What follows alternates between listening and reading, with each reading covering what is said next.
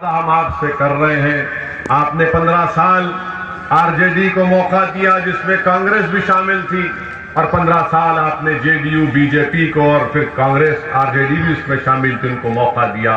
जरा थोड़ी देर के लिए सोचिए कि 30 साल आपने इनको वोट दिया। एक इंसान की जिंदगी में 30 साल एक बहुत लंबा सफर होता है। अगर 30 साल पहले अगर कोई पैदा हुआ होगा तो अब तक उसकी शादी हो गई होगी, उसके कई बच्चे हो गए होंगे, मगर उसकी जिंदगी में क्या फर्क आया? उसकी जिंदगी में कोई फर्क नहीं आया। वो गरीब था 30 साल पहले, आज भी गरीब है। वो 30 साल पहले वो पढ़ नहीं सका तो आज उसके औलाद को पढ़ाने के लिए, उसको अपने बेटों को और अपनी बेटियों को पढ़ाने के लिए स्कूल नहीं है। 30 साल पहले उसको अपना इलाज कराने के लिए अपने माँ बाप को बिहार से बाहर लेकर जाना पड़ता था। आज वही शख्स अगर बीमार पड़ता है तो उसको भी अपना इलाज कराने के लिए बाहर जाना पड़ता है। पहले रिश्वत कम थी, मगर अब रिश्वत इतनी बढ़ चुकी है कि हर चीज के लिए रिश्वत का मुतालबा किया जाता है।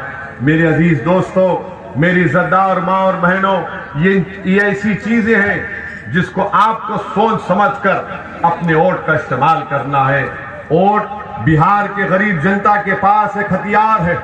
अगर आप इस हथियार को सही इस्तेमाल नहीं करेंगे तो फिर 5 साल आपको और नुकसान उठाना पड़ेगा। हम आपसे वादा कर रहे हैं कि सिंचाई के लिए हमारे खेतों में पानी की जरूरत है, जिसका इंतजाम नीतीश कुमार नहीं कर सके। 5 साल नहीं बल्कि 15 साल का टाइम मिला, नहीं मालूम इन्होंने कैसे इस वक्त को बर्बाद कर दिया। दूसरी तरफ आप देखिए कि कांग्रेस पार्टी का कैंडिडेट है, और कांग्रेस पार्टी, आप इस बात को याद रखिए कि मेरी इस सभा होने के बाद कांग्रेस के बड़े बड़े लोग आपके दरमियान में आकर कहेंगे कि ओवैसी वोट काटने को आया है, ओवैसी वोट काटने को आया है, ओवैसी किसी और को मदद करने को आया है।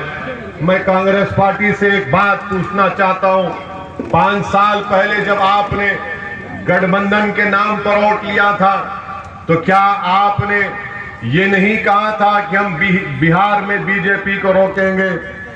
क्या नीतीश कुमार आपके साथ नहीं थे? तो अगर आज बीजेपी बिहार में सत्ता में है तो क्या इसकी जिम्मेदार कांग्रेस पार्टी नहीं है? आपने बिहार की जनता को 5 साल पहले, भाई साहब रुक जाइए, आपने 5 साल पहले बिहार में बिहार की जनता को झूठ बोलकर, उनको धोखा देकर वोट हासिल किया।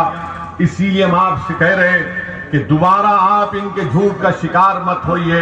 ये कांग्रेस पार्टी वो पार्टी है, अगर आज भारत में अक़लियतें कमजोर हैं, अक़लियती मुसलमान अगर तालीम से दूर हैं, तो बताइए इसका जिम्मेदार कौन है? यही कांग्रेस पार्टी है। मैं आपको एक मिसाल देता हूं और आप खुद जाकर इसको चेक कर सकते हैं। आज से 1 साल पहले भारत की लोकसभा में बीजेपी के होम मिनिस्टर अमित शाह ने एक कानून का तरमीम करने का अमेंडमेंट का बिल पेश किया, जिसको यूएपीए के नाम से जाना जाता है।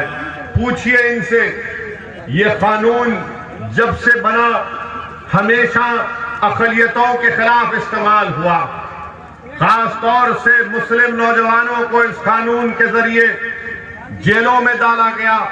5-5 साल, 7-7 साल बच्चे जेलों में अपनी जिंदगी, अपनी जवानी को बर्बाद कर दिए। जब यह कानून को बनाया जा रहा था तो यही कांग्रेस पार्टी ने नरेंद्र मोदी और अमित शाह के लाए हुए इस काले कानून की तायीद की। और जब पार्लियामेंट में मैंने उठकर कांग्रेस पार्टी पर तनकीद की और कहा कि आज आपका सेकुलरिज्म का चेहरा पूरे देश के सामने बेनिकाब हो रहा है, और मैंने अपनी पार्लियामेंट की तकरीर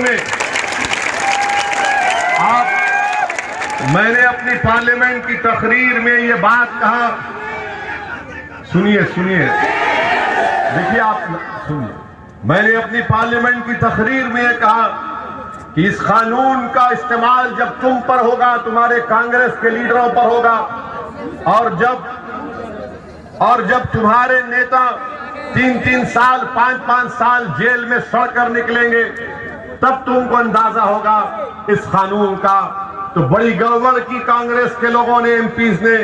मगर मैं आपको बताना चाह रहा हूं कि कांग्रेस पार्टी हो या बीजेपी हो, इन दोनों में कोई फर्क नहीं है, एक सिक्के के दो रुख हैं। इनसे आपको चौकन्ना और होशियार रहने की जरूरत है। दूसरी जानिब आप ये जानते हैं कि 1 साल बल्कि 6-8 महीने पहले पूरे भारत में और बिहार में CAA, NPR और NRC के खिलाफ एहतजाज हुआ। इतना बड़ा एहतजाज कभी भी भारत की तारीख में अक़लियतों की तरफ से नहीं किया गया था। आप और हमने क्यों एहतजाज किया था, क्यों हम रोड पर निकल कर आए, क्यों हमारी माँ और बहनें बुर्का पहनकर या सर ओढ़कर क्यों रोड पर निकल कर आई? इसलिए निकल कर आई कि उनको अपने मुस्तकबिल की फिक्र थी। हमारे नौजवान, हमारे बुजुर्ग, हमारी माँ और बहनें इस बात का मुतालबा कर रही थी कि CAA, NPR, NRC के हम खिलाफ हैं, हम कागज नहीं दिखाएंगे। मेरे अजीज दोस्तों और बुजुर्गों, मेरे अजीज दोस्तों और बुजुर्गों, मेरी इज्जतदार माँ और बहनों, पूछिए कांग्रेस पार्टी से, पूछिए इनसे कि आरजेडी का क्या पोजीशन है CAA, NPR, NRC पर।